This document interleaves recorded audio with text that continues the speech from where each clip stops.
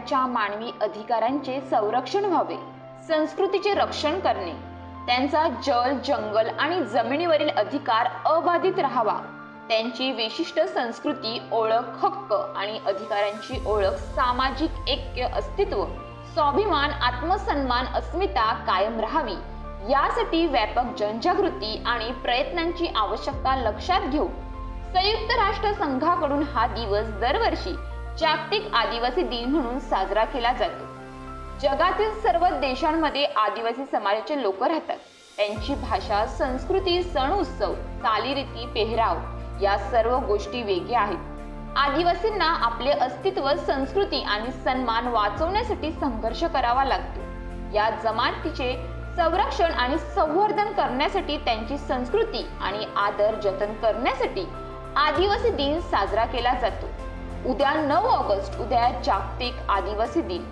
उद्या संपूर्ण जगामध्ये जागतिक आदिवासी दिवस मोठ्या उत्साहात साजरा करण्यात येणार आहे। तर उद्या पालघर जिल्ह्यातील विविध ठिकाणी आदिवासी दिनानिमित्त विविध कार्यक्रमांचे आयोजन करण्यात आले आहे।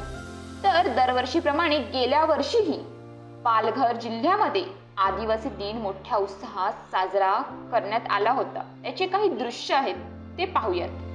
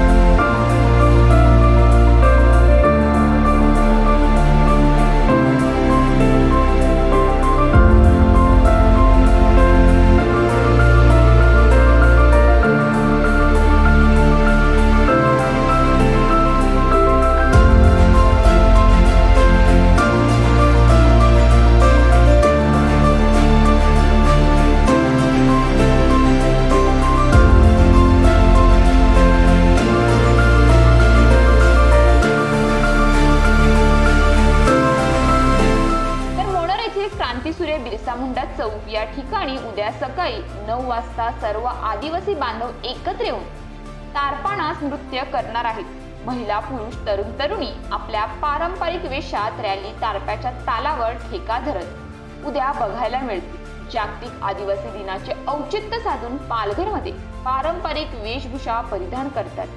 आदिवासी बांधव तारपा या पारंपरिक नृत्याविष्काराचे सादरीकरण उद्या करण्यात येईल। तसेच विविध गावांमध्ये रॅलीही काढण्यात येईल।